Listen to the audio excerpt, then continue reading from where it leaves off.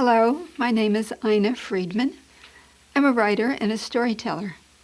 Today I'd like to share with you the true stories of 3 friends I made as I traveled all over the world interviewing people about the Holocaust. The Holocaust was the planned extermination of the Jewish people by Adolf Hitler, the ruler of Germany, and his Nazi party. The Nazis also wanted to eliminate gypsies, the Jehovah's Witnesses, the handicapped, and many other people. When Hitler came to power in 1933, he immediately passed laws restricting the Jews economically and socially. By 1941, mass exterminations were taking place in the death camps such as Auschwitz. I'm Jewish too, but I was lucky enough to be born in the United States because my father fled from Russia to escape religious persecution. I've often wondered, if I had been born in Europe instead of in the United States, would I have been able to escape Hitler's death sentence?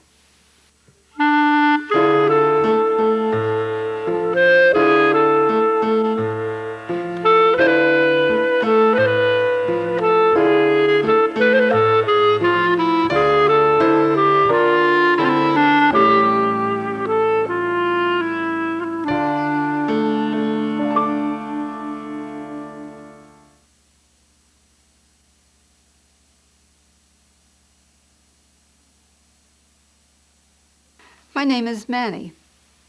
I was born in Germany. In fact, my family had lived in Germany for more than 200 years. I was born in the same house as my mother. My parents had a small department store.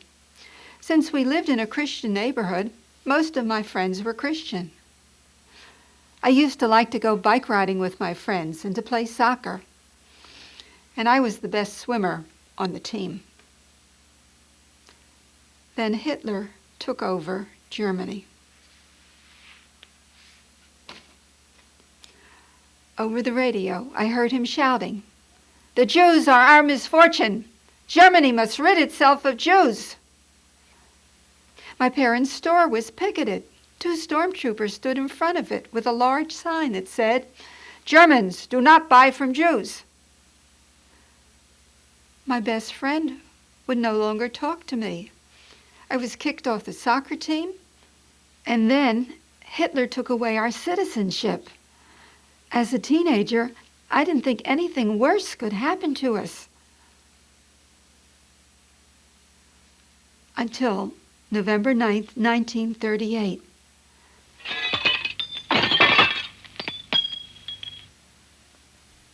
A night that later became known as Crystal Night because of the shattered glass that littered the streets of Germany. It was also the night when prejudice against the Jews reached such a height that it turned to physical violence.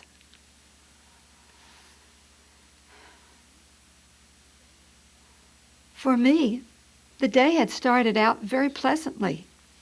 I skipped school, and my father and I went to nearby Breslau to visit my brothers.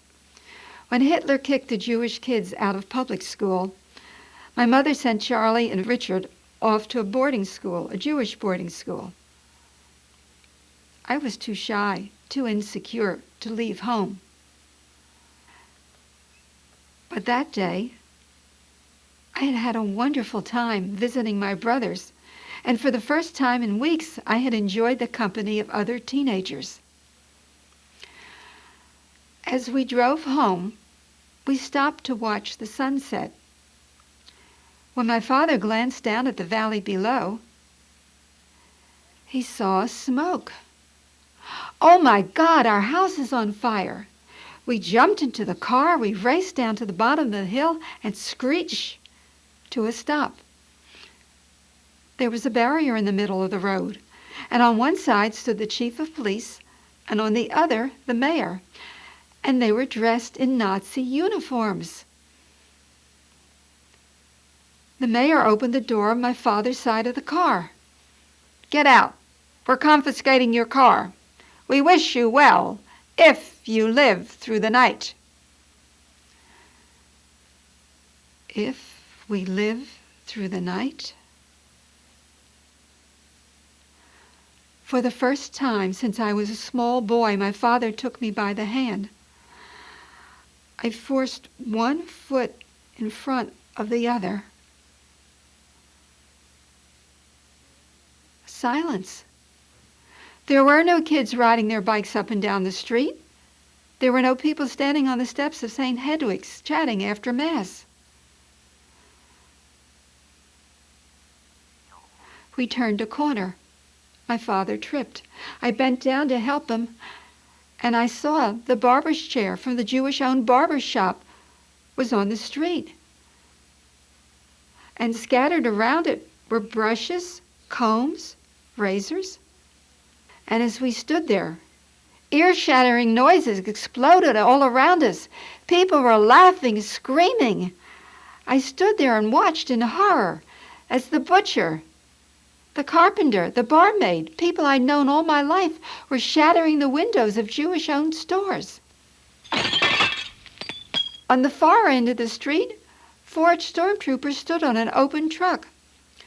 One of them had a bullhorn. He was shouting, "Let nothing Jewish remain! Destroy everything Jewish!"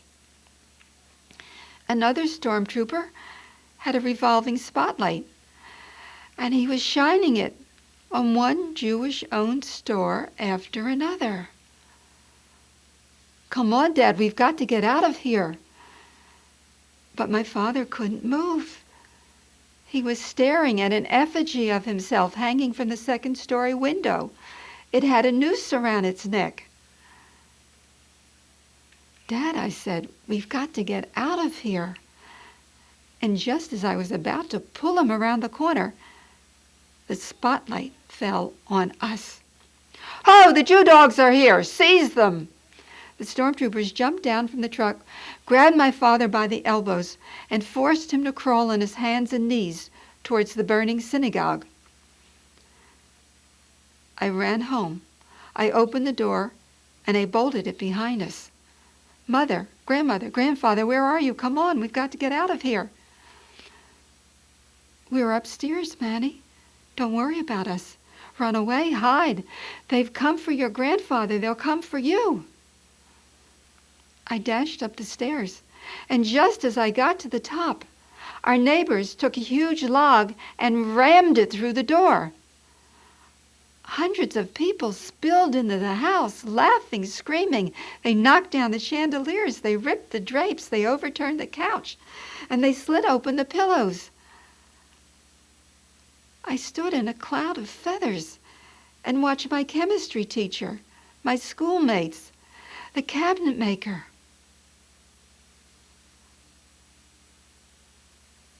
I stood at the top of the steps, furious, helpless. Then the stormtrooper came into the house. "Citizens, return to the synagogue." Like robots, they stopped, they turned around, they marched out of the house. "Jews, look out the window! Your synagogue is burning!" I ran to the window, and I saw my father, my grandfather, and the other Jewish men chained together.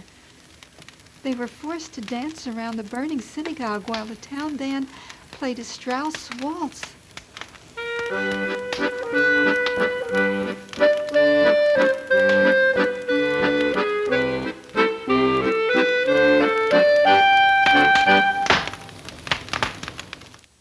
I had to do something to help my grandfather. I ran outside. "Ho, another Jew dog is here! Seize him!" The stormtroopers grabbed me and chained me between my father and my grandfather. As we danced around the burning synagogue, our neighbors pelted us with stones. I could feel the heat becoming more and more intense. A beam fell down from the synagogue. "Stop! The synagogue is finished! Unchain them!" I dashed to the house, and just as I got to the top of the steps, the stormtrooper came back. "Citizens! There are Jews in this house. Find them." And suddenly, my neighbors stopped. They turned around, and then 100 contorted faces swelled into one gigantic gargoyle as my neighbors fought with one another to be the first up the steps to strike a blow.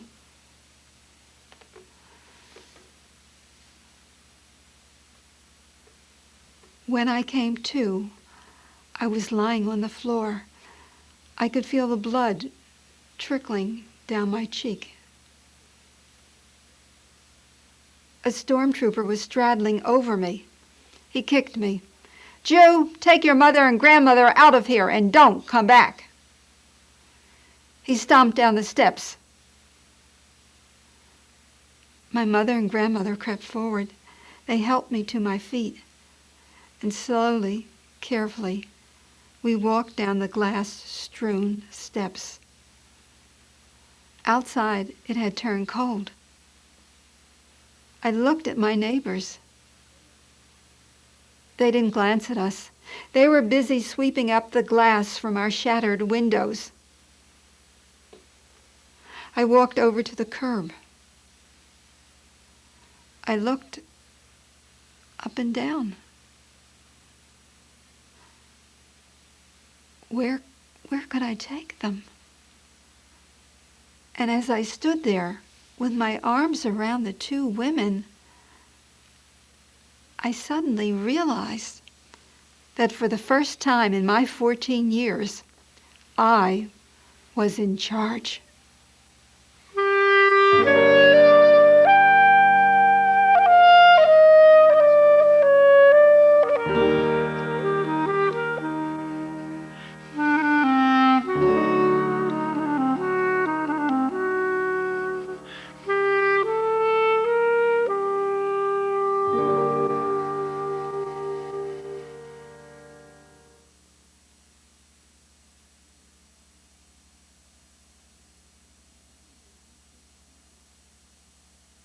My name is Renée, and I was born in Paris, France. I was the oldest child in our family. On Sundays, my mother and I would pack a picnic lunch. Then, with my father carrying the folding chairs, we'd go to the park.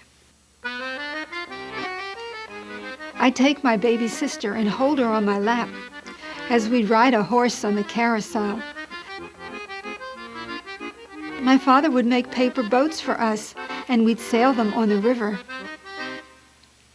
On Friday nights, my mother would light the Sabbath candles, and my father would sing off-key a Sabbath hymn. Adon olam asher malah, b'terem kol yitzir nirah. When the Germans marched into Paris, I ran to the Champs-Élysées to see the parade. Those German soldiers, they looked so tall and blond and handsome. And they had shiny black boots, as black and shiny as my black cat. I couldn't understand why my mother stayed at home listening to the radio. She was crying as she listened to the voice of a man called Hitler, who was shouting, "One people, one nation, one leader." I didn't know what that meant, but I found out a short time later.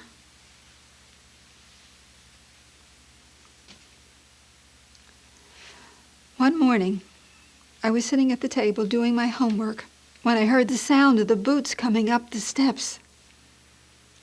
Two men in Nazi uniforms stepped inside. "Your father?" My father came into the room. They grabbed him, and without saying a word, they dragged him down the steps. I never saw my father again. That night, when I fell asleep, I dreamt I was in a long, dark, black, narrow tunnel. And to get to the light at the far, far end, I had to crawl on my hands and knees and break the backs of the hundreds and hundreds of black cats that were pushing up against me. I reached out. I took 2 paws in each hand, and I cracked their spines, and 2 more, and 2 more, and 2 more. And when I woke up, my hands were rigid, and I couldn't move.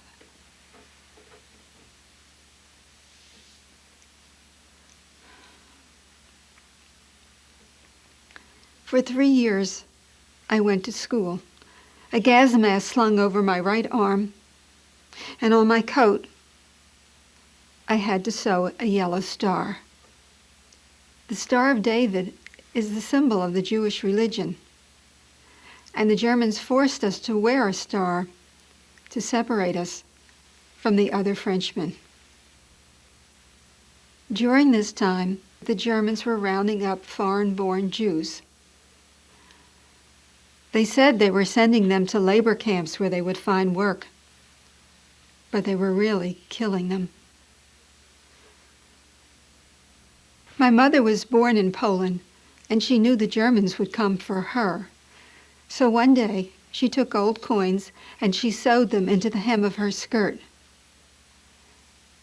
"Remember, Renee," she said, "when the Germans come for me, I want you to take the gold coins and put them in a pouch that I made for you to wear around your waist. That way, you'll have money to take care of yourself and your sister and 2 brothers. Remember, Renee, you must keep the family together." Every time I heard the rise and fall of a police siren, I trembled. And one day, the siren stopped in front of our door. I heard the sound of the boots coming up the steps. My mother put on her coat. She kissed me, she kissed my sister and my brothers. "Remember, Renee, you must keep the family together."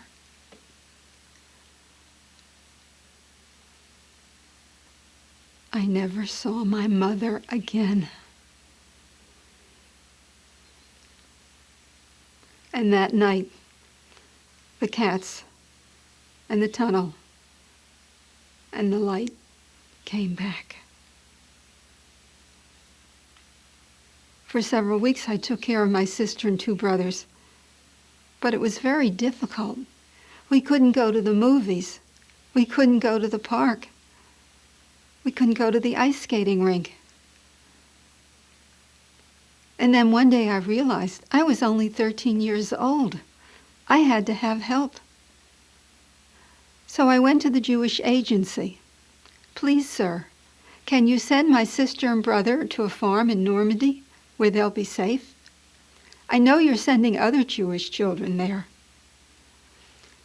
I was afraid to ask if I could go too, because he might think 4 were too many and not send any of us. "Yes," he said. "Bring them to the railroad station tomorrow." And that night, I sang to them and I told them stories about the family. And when I took them to the station, I hugged and kissed them and I said, "Remember, as soon as the war is over, I'll come for you. We'll be a family again." I waved and waved and waved until the train disappeared.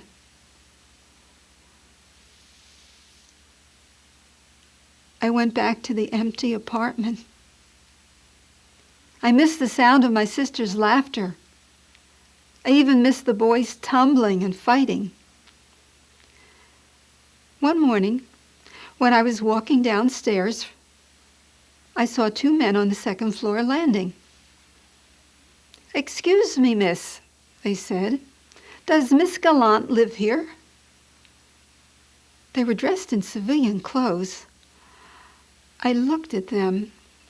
Were they Jews or Gestapo? Oh, no, she doesn't live here. She lives in the apartment next door. I forced myself to walk calmly down the steps. I went across the street to the greengrocer, and I stood inside trembling. By the time I was together, I went back across the street. But the landlady was waiting for me outside the apartment. "Don't come in, Renee. The Gestapo is looking for you." I went to the home of one of my mother's friends. When she opened the door, she said, "Thank God, Renee, you're alive. Come in, child." There were several other people there, and two of them were Polish-born Jews, men who had escaped from a place called Auschwitz. And they were telling such terrifying stories. They said that the Germans were murdering 2,000 people a day in gas chambers. I decided I would go to Normandy to see if the farmer who was keeping my sister and brothers would take care of me too. It was snowing by the time the train arrived in the village. I knocked on the door. A huge man opened it. "Who are you? What do you want?" "Please, sir, my name is Renee. May I stay with you? You're taking care of my sister and two brothers." "Can you pay me? I'm getting paid for taking care of them." "I have some money." "Well, if you're willing to cook and clean and pay me, then you can stay." I stepped inside.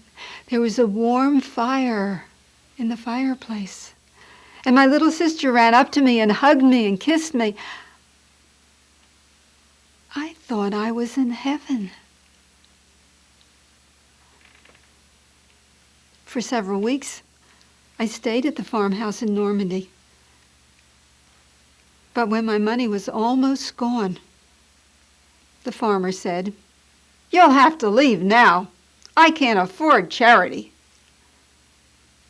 As I trudged through the snow, I kept saying to myself, somehow, I've got to stay alive. I have to keep my promise. By the time I reached the station, I was exhausted. And when I sank onto the seat in the train, I fell asleep. And I dreamt I was in that long, dark, black, narrow tunnel.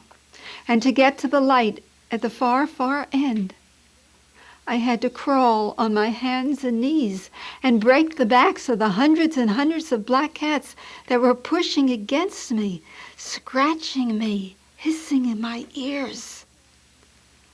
I reached out. I took 2 paws in each hand, and I cracked their spines, and 2 more, and 2 more, and 2 more. And when I woke up, I couldn't move. "Paris, miss," the conductor shouted. "Here, let me help you onto the platform." He helped me down the steps and left me there.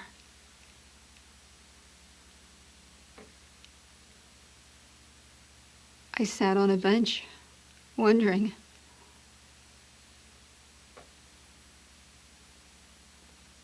where could I go? I hadn't noticed that a woman had been watching me. She came and sat down on the bench beside me. "Are you Jewish?" she whispered. "Am I Jewish?" "What's the use?" "Yes, I'm Jewish." "Come with me," she said. "I need a maid." I followed her to her house. She was Jewish too, but she had false papers that said she was a Christian. I cooked and cleaned for her for several months, and she let me use her library. And in the most horrible of times, I kept company with the great philosophers of the world, Rousseau, Socrates, Plato, Spinoza. And one morning, when I was doing the dishes, The bells began to chime. The bells of Montmartre, the bells of Notre Dame, the bells of Sainte-Chapelle. All over Paris, the bells were chiming. I ran down the steps. I ran to the Champs-Élysées, and there I saw General de Gaulle and General Leclerc and the Free French fighting forces marching through the Arc de Triomphe. Vive la France! Vive la victory! France was free. Free. I was free. Free. Free to be a human being again.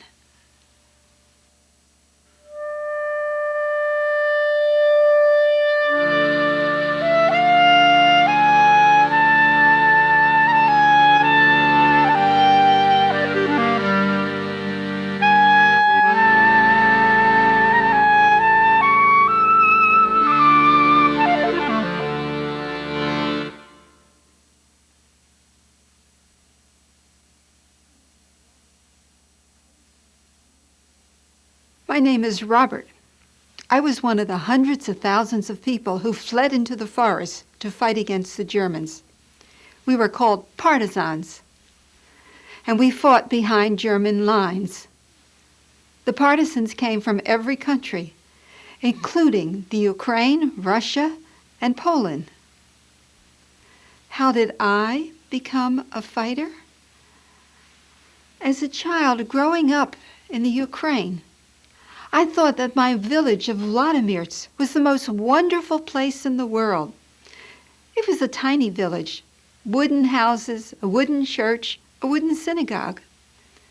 But beyond the village, there were fields and fields of grain.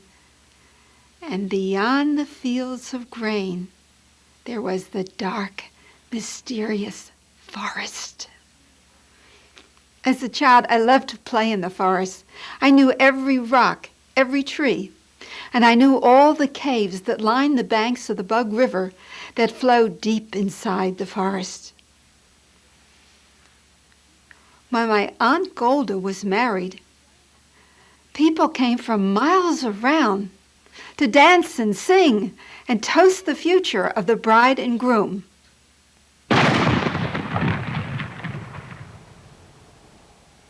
But on June 22nd, 1941, my idyllic childhood vanished in the smoke and in the thunder of the German artillery shells shot from across the Bug River.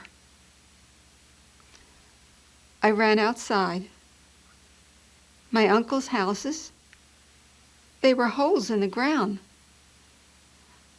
Arms, legs, heads, torso were scattered across the grass. Before I could bury the pieces, I heard the rumble of tanks coming up the road. Soldiers went from door to door shouting, "All Jews, out! If you don't come out, you'll be shot." Aunt Golda, who was 9 months pregnant, couldn't move fast enough for the German troops. One of them took a bayonet and slit open her stomach. The whole town had to stand there until Aunt Golda bled to death. Then we were marched to the town square, and the Germans penned us in like cattle with a barbed wire fence. All day we stood there in the sun, without food, without water. At night, when the sentry fell asleep, one of my father's friends came and gave us some wire cutters. We escaped into the forest. And one windy, wintry day, my father took me aside. "Robert," he said, "there are things that are worse than death. If it gets too bad, I want you to make me a promise. I want you to promise to kill Rachel. I'll kill your mother.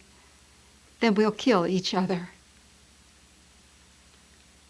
We hadn't noticed that Rachel had been following us. "No," she said, You must not do that. If we're going to die, let the Germans kill us. But I think we'll live. And one day, you'll dance at my wedding, like we danced at Aunt Golda's wedding. My father picked up 5-year-old Rachel and hugged her. You're right. We have to do everything we can to stay alive. That night, my father went to a friend who was a farmer. Please, he said, can you hide Rachel and my wife? No, don't worry about Robert and me. We'll be all right. We know the woods. We'll survive. But one night, as we were coming out of a cave to get water, we saw a man with a gun waiting for us. The bounty hunter turned us over to the Germans for $5 a head. My father and I were sent to different labor camps. The work group to which I was assigned was given the job of digging 4 holes, each deep enough and wide enough to hold 2,500 people. When the pits were dug, the Jews were forced to line up alongside the pits to take off their clothes. Then the soldiers doused them with kerosene. They were pushed into the pits and set on fire. I can still remember the screams. I had to escape. I looked around. The guards had left their posts to watch the spectacle. I ran out through an unguarded gate and into the woods. I ran and ran and ran as far and as fast as I could, and then I collapsed under a tree. If only there were some way that I could fight back against the Germans. One day, I was picked up by a group of Russian partisans. For several months, I fought with the partisans, blowing up bridges, destroying ammunition dumps.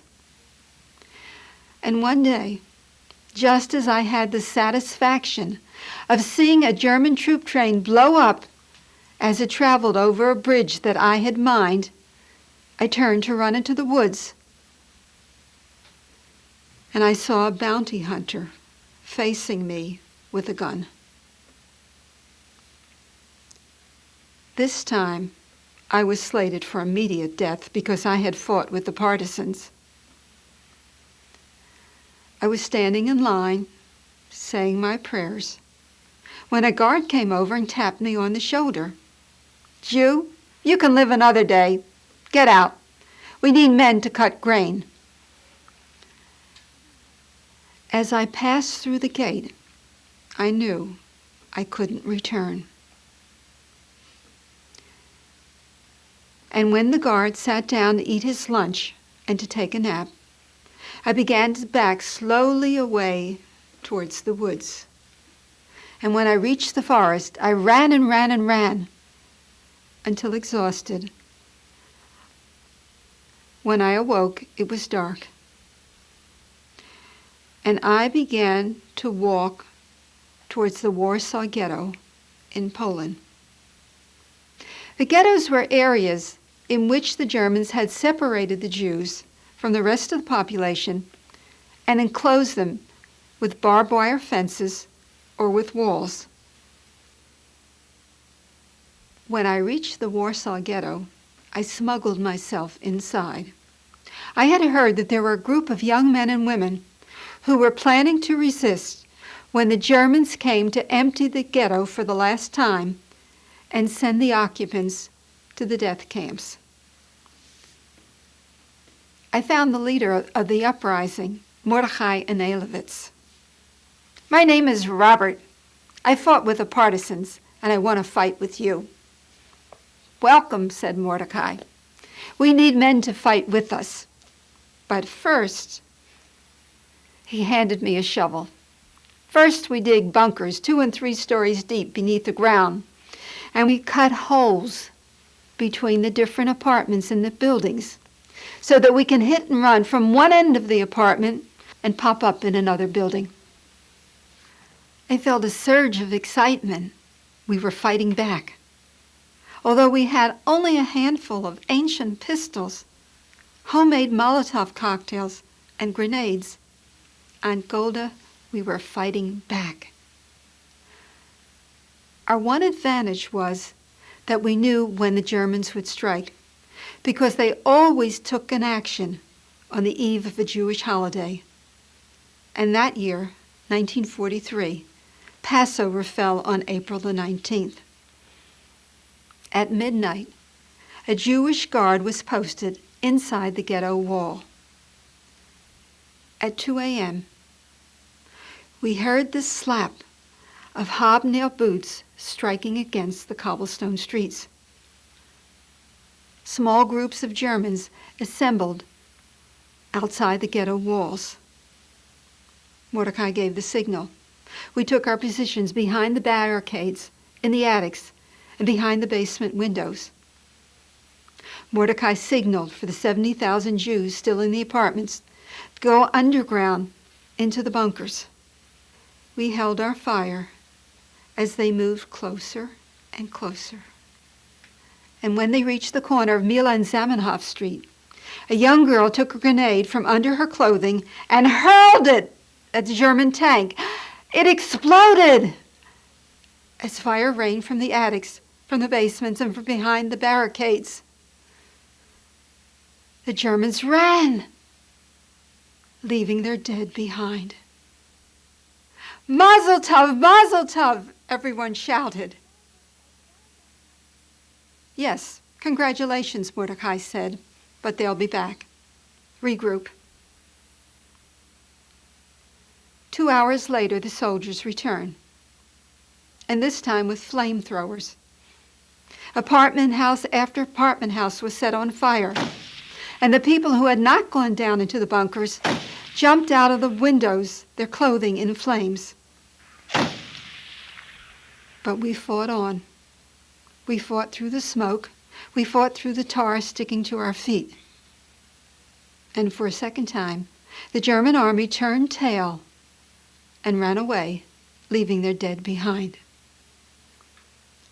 On the third day, a furious General von Strupp ordered that troops be taken from the Russian front to battle this ragtag group of ghetto fighters. We fought on for 4 weeks. And finally, on May 15th, when we had no more ammunition, when we had no food, no water, and our bodies were numb and our minds stunned, we surrendered. Mordecai committed suicide rather than be taken by the Germans. Many of the people were just shot outright, and others were shipped off to the death camps. By some miracle, I was among the group of people who managed to escape through one of the sewers that had not been flooded with poison gas by the Germans. Our leader tapped on the manhole cover. Someone lifted it up, pulled us out of the slimy sewer, put us on a truck, and took us to the Milokini forest. I slept for a week. And when I woke up, I asked myself, why have I survived? I had survived to fight another day, and every German I killed was a German who would not kill another Jew. Once again, I fought with the partisans. And for a third time, just as I had blown up a bridge, I turned and faced a bounty hunter. He brought me to the Germans, who put me in a cattle car and sent me to concentration camp Dachau. I cannot recall the dirty, stinking ride to Dachau. I've completely blotted it out of my mind. All I remember is what the American soldier told me. The American Army, which was part of the Allied forces that defeated Hitler, had arrived so swiftly to liberate Dachau that the German guards had not had time to burn the hundreds and hundreds of bodies lining the fields.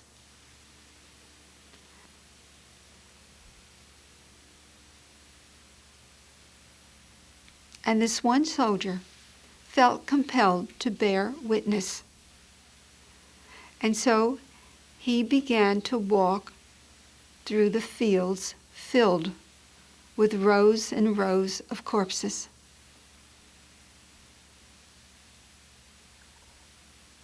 He had this eerie feeling that someone was following him. There was no one there. He wanted to bolt and run. But then he had this strange feeling that he should go over to this one group of corpses. He reached out. He picked up one hand. No pulse. He reached for another hand. No pulse. And then he noticed my eyes were following him. He lifted me from the dead and ran with me to the field hospital. After the war, I searched through the lists of survivors. Miraculously, my parents and Rachel were alive. And one day, we fulfilled Rachel's promise. We danced at her wedding.